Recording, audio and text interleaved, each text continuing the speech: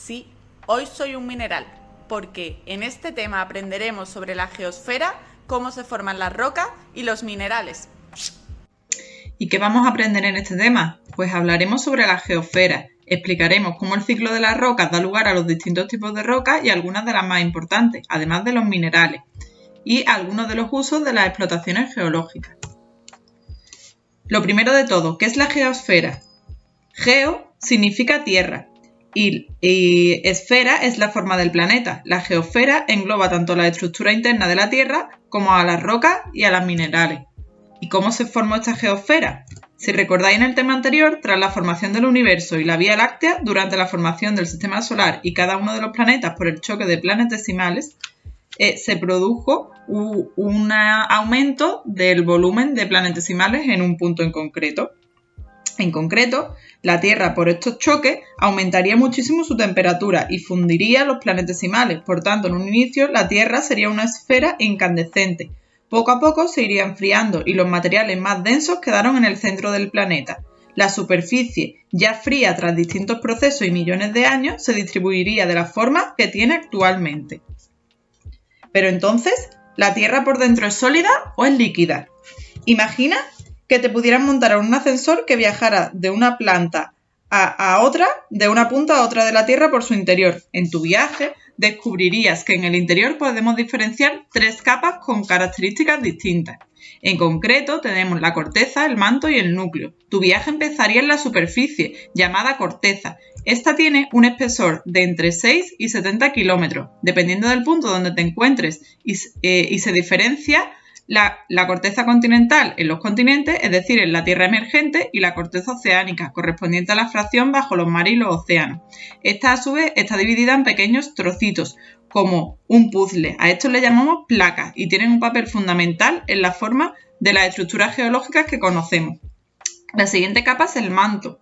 Llega hasta los 2.900 kilómetros de profundidad y a medida que bajamos aumenta muchísimo la temperatura, llegando hasta los 3.500 grados, pero sus rocas y minerales se encuentran en estado sólido. Finalmente, encontramos el núcleo, con una temperatura entre 4.000 y 5.500 grados. Su composición es muy parecida a los de los meteoritos sideritos, muy ricas en hierro y en níquel, y en él encontramos dos zonas, una zona externa con material fundido y otra interna con materiales semisólidos. ¿Y cómo sabemos que esto es así?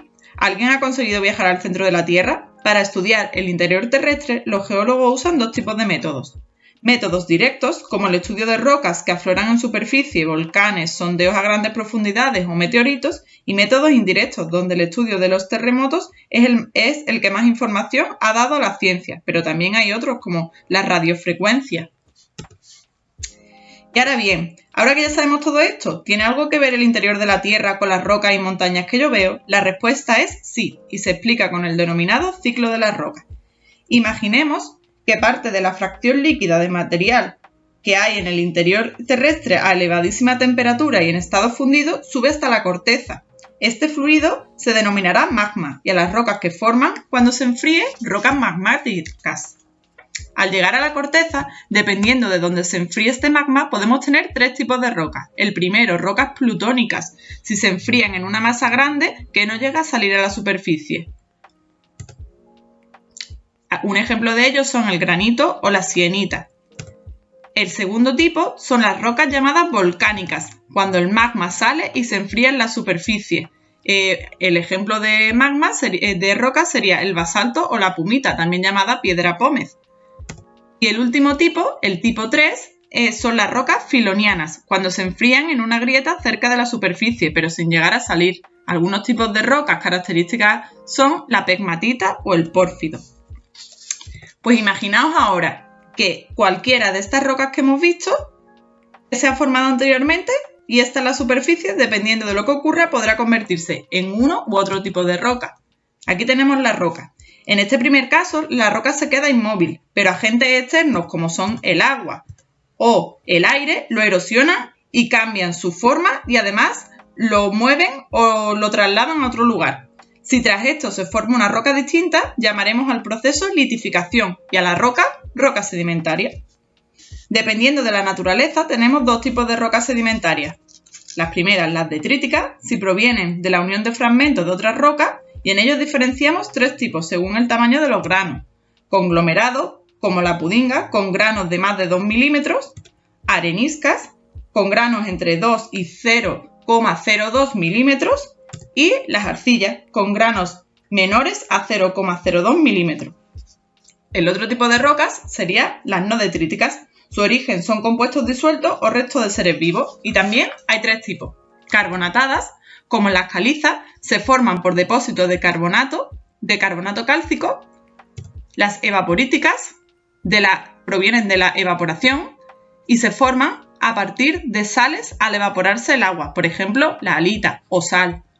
Y después organogénicas, como el carbón, que se forman por acumulación de materia orgánica. Volvemos a imaginar la misma roca. Esta también puede sufrir un proceso donde se aumente muchísimo la presión y la temperatura, como pasa, por ejemplo, cuando dos placas tectónicas chocan y una desaparece. En este caso, el calor y la presión cambian la composición química de la roca y se transforma en otro totalmente distinto, una roca a la que denominamos metamórfica, por el metamorfismo que ha sufrido.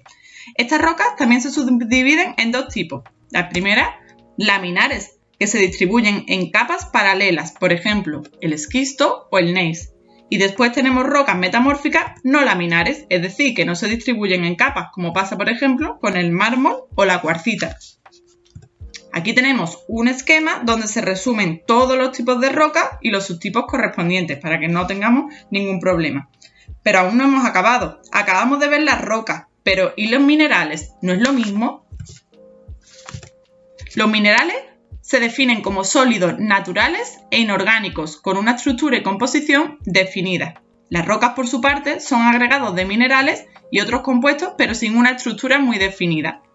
Vamos, que si lo comparamos con una habitación, un mineral sería una habitación ordenada e impoluta, mientras que la roca tendría algunas partes ordenadas que corresponderían a los minerales y otras, pues no tanto. Los minerales también podemos clasificarlos según su composición en minerales silicatos y no silicatos. Dentro de los no silicatos además tenemos una subdivisión, ya sean carbonatos, haluros, óxidos, sulfuros o sulfatos. No confundamos. Vamos a ver cada uno de ellos un poco más. Empezamos por los silicatos. Estos se llaman así porque están compuestos de sílice y oxígeno, formando un tetraedro. Son los más abundantes que hay en la corteza terrestre. Algunos ejemplos de ellos son el cuarzo, el olivino, la ortosa, la biotita y la moscovita, pero hay muchísimos más. Estos son los más importantes o los más comunes. Dentro de los no silicatos tenemos 5 grupos. El primero, los carbonatos, se llaman así porque están formados por carbono, oxígeno y un metal. Un ejemplo sería la calcita y la dolomita. En el segundo grupo tenemos los haluros. Recordamos anteriormente, haluros de sal se caracterizan por estar formados por flúor o cloro más un metal. Son solubles en agua y esto quiere decir que en disolución en contacto con el agua se disolverían. Los minerales más representativos son la fluorita y la halita, pero hay muchísimos más, recordemos. El tercer grupo son los óxidos, compuestos por oxígeno y uno o más metales. No son solubles en agua y tienen un brillo muy característico. Algunos ejemplos son el oligisto y la magnetita, en efecto, magnética. El cuarto y quinto grupo son los sulfuros y los sulfatos. La diferencia entre unos y otros es que los sulfuros están formados por azufre y metal y los sulfatos, además de azufre y un metal, tienen también oxígeno y esto le confiere la capacidad de ser solubles en agua. Algunos ejemplos del primero son la blenda y la galena y del segundo el yeso o la celestina. Pero a simple vista no puedo saber por qué están compuestos, entonces ¿podría saber qué mineral es sin saber de qué se compone? Y la respuesta pues vuelve a ser sí. Para eso los científicos han descrito y desarrollado durante muchísimos años una serie de parámetros y de propiedades a tener en cuenta para reconocer un mineral. Estos son: el primero de ellos es la raya o color que tiene el polvo que suelta un mineral al ser rayado. Por ejemplo, el talco al rayarse suelta un polvo blanco, el conocido talco que se usa para los bebés. La segunda propiedad es la foliación, que es la forma en que se rompe un mineral. Por ejemplo, la mica lo hace en láminas, pero algunos otros pues se rompen en bloques. La tercera propiedad es el color, que es el pigmento que vemos cuando el mineral refleja la luz blanca. Por ejemplo, es muy característico el verde de la malaquita. Los cristales de un mineral pueden tener formas geométricas características, como le ocurre a los prismas hexagonales del cuarzo. La dureza o resistencia de un mineral a ser rayado que no roto. Para ello usamos la escala de Mohs, que ordena 10 minerales en orden creciente de dureza, siendo el más fácil de rayar el talco y el más complejo el diamante. Pero aquí tenemos algunas comparaciones, por ejemplo, una uña, una moneda de cobre, el vidrio o una navaja. Por último, el brillo es el aspecto que tiene la superficie cuando refleja la luz. Por ejemplo, la pirita tiene un brillo metálico, pero podemos tener otro tipo de brillo, nacarado, opaco, etc. Y ahora que ya sabemos diferenciar entre las rocas, los minerales y sus clasificaciones, ¿para qué sirven? El ser humano siempre ha usado las rocas y minerales, al principio como herramientas, por ejemplo para la caza, donde usaban el sílex para hacer flechas. A medida que evolucionamos, se empezaron a usar estas rocas para construir casas y actualmente el desarrollo de nuevas tecnologías, energía y decoración. Por ejemplo, hay minerales como la bauxita, que al tener aluminio se usan para fabricar aviones o marcos de ventana o de las puertas que tenemos en nuestras casas actualmente. De la baritina, por ejemplo, se extraen pigmentos para fabricar pintura. Y de la uranina, el uranio, usado en centrales nucleares. Pero no solo esto, hay muchísimos más usos. Estos son solo algunos ejemplos. Por ejemplo, tan solo en vuestros teléfonos móviles se han usado minerales en proporciones variables de esfanerita, arnesio, tantalita, wolframita, espodumenita o grafito. Las rocas, por su parte, al tener menos valor para ser usadas en tecnología, se suelen usar para decorar, para la construcción o para producir energía. Así, por ejemplo, el mármol es muy usado en los suelos y encimeras de cocina, al igual que le pasa al granito. La caliza se usa para fabricar el cemento con el que construimos nuestras casas. Y el carbón es la fuente de energía más utilizada en la industria en el último siglo. O también se ha usado en los primeros trenes que aparecieron. Seguimos usándola en las casas cuando calentamos nuestra chimenea. Y estos son solo algunos de los miles de usos de las rocas y los minerales. ¿Pero de dónde se sacan? Pues se sacan de minas. Estas pueden estar bajo tierra, les llamamos minas subterráneas, o a cielo abierto, o sea, que las podemos ver. A estas les llamamos canteras. La elección de un método u otro dependerá del tipo de material y la profundidad a la que se encuentre el mineral o la roca que queramos extraer.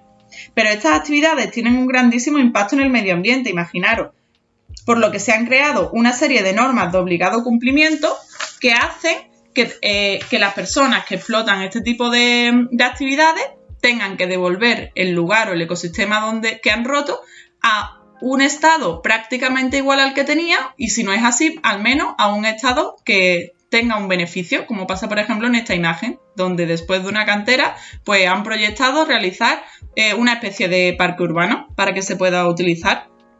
Pero además nosotros también podemos contribuir. ¿Cómo? Pues muy fácil, reciclando, reutilizando cosas, dándole una nueva vida, o bien comprando solamente cuando algo realmente no nos haga falta y no por un capricho. Así nuestro planeta estará feliz durante más años.